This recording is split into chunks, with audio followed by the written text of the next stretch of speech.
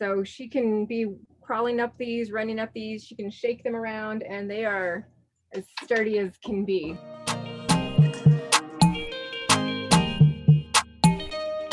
Hi, welcome to the Handy Women YouTube channel. I am your host, Geraldine Anello, the founder of the Handy Women community, which you can find on Facebook. Today, I'm here with a very special guest.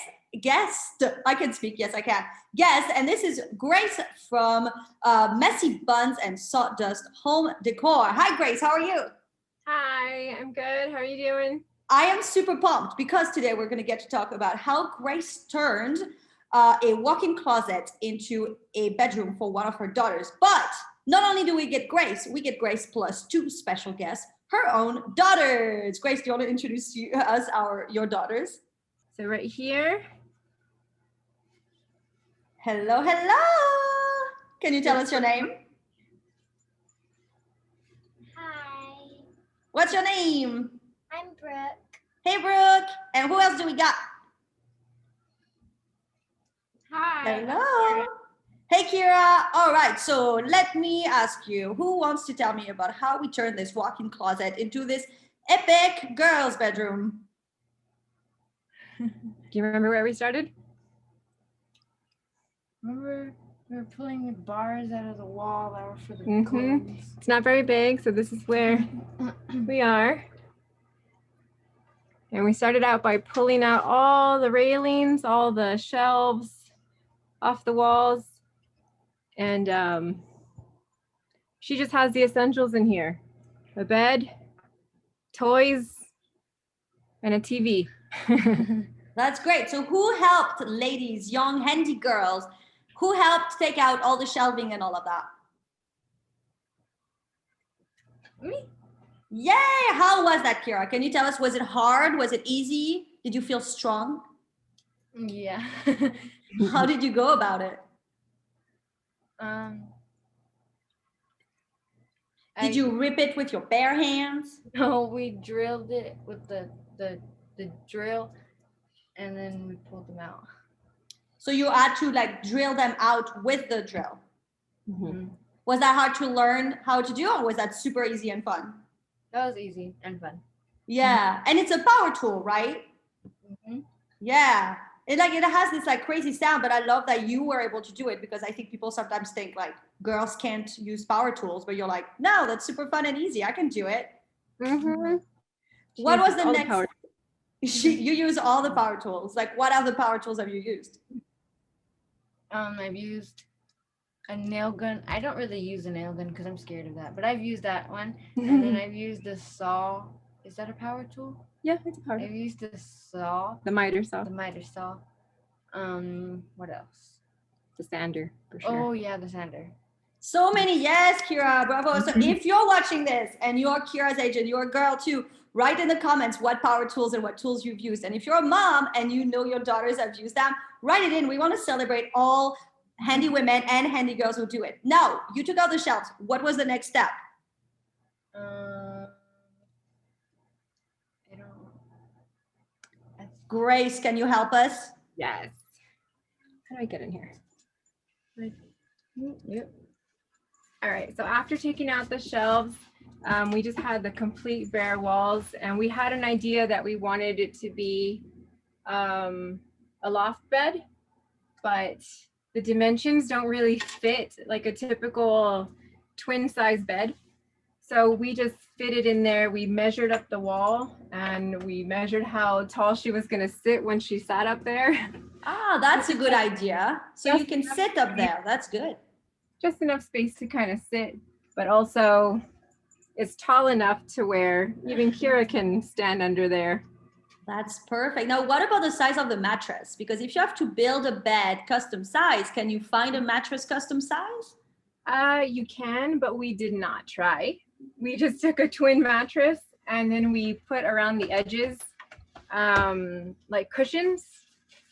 And so she has her comforter that really kind of extends over the entire space there. Oh, so it's actually a really big bed you've got there.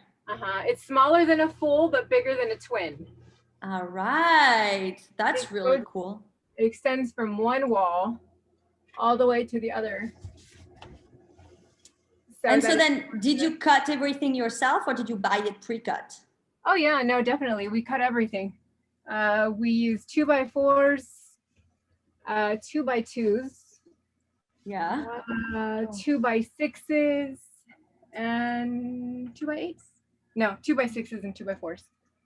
Now, what about the stairs? How did you figure out if there was enough room in that walk-in closet for stairs that worked and that turned into organization cubes? Well, the stairs, I really just measured whatever space I had left. First, I did the bed, and there was no stairs at all for it.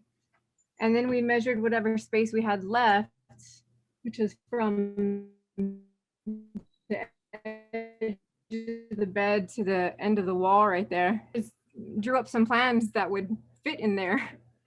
That's great. And how did you put it together? What Pocket came holes. first? The what? Pocket holes. Pocket. Please holes. explain. So pocket holes is a type of joinery where you will line up the edge of a corner to another. Let me see. Okay.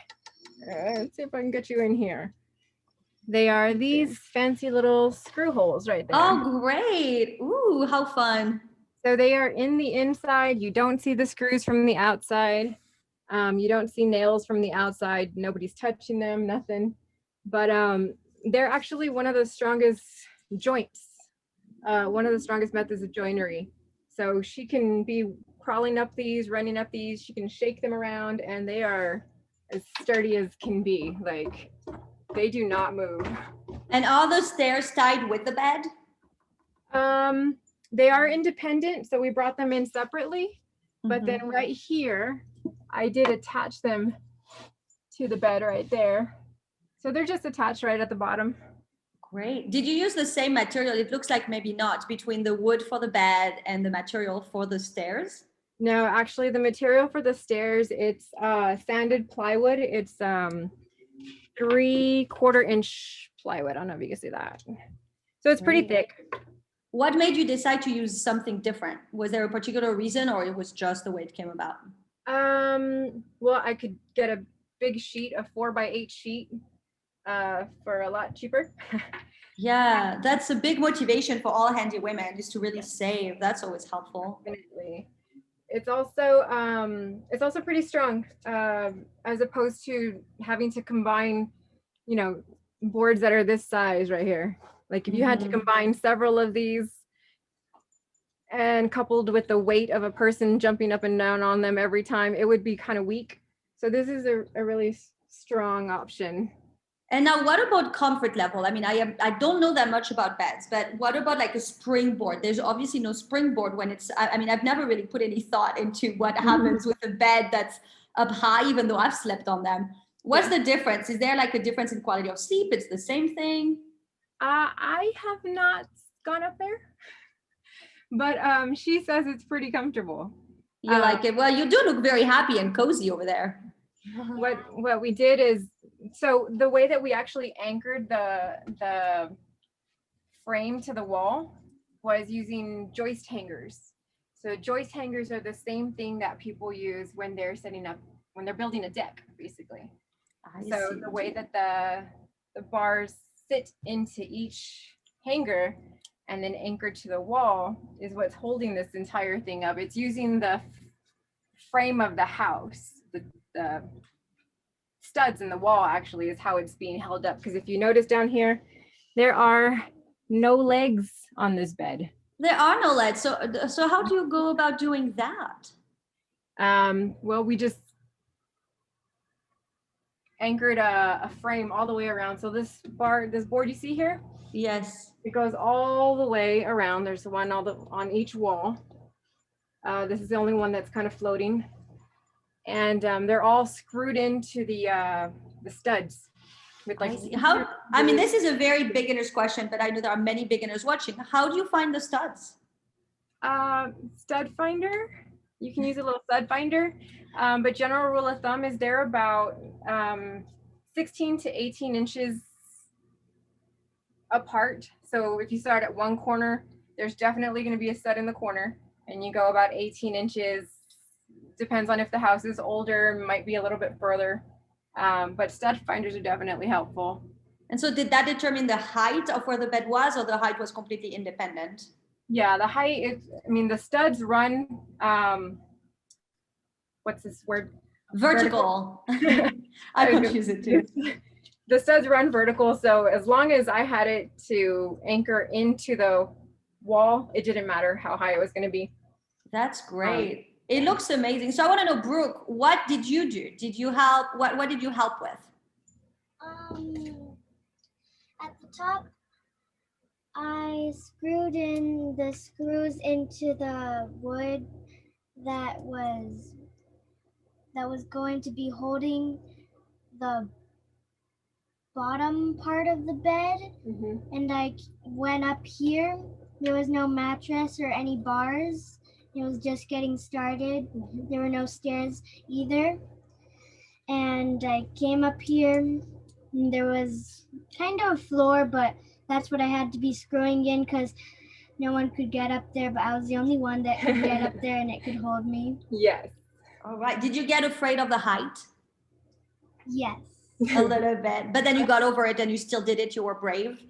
Yeah. Yes, I love that. Great. Anything else you helped do? I can't remember. You can remember. Kira, what about you? Is there anything after you helped with the shelves? I helped put these wood pieces in on the studs and the walls, but that part was kind of hard. That was, I think that was the hardest part for me. What made it hard for you? Because it was like it's a heavy piece of wood and you have to hold it and drill it in at the same time. And you have to make sure you're putting it right in the stud or else it won't hold anything. Yeah, good job. And now that you did it once, would you do it again in the future? Yeah, that's what I love. Well, congratulations, the three of you. It looks amazing. Grace, I love it. It looks beautiful. And Brooke and Kira, good job on helping and learning at the same time. Yes, team effort. Thanks for showing us how to do it. Yeah, awesome. No problem. Bye, guys. Bye. Thank you.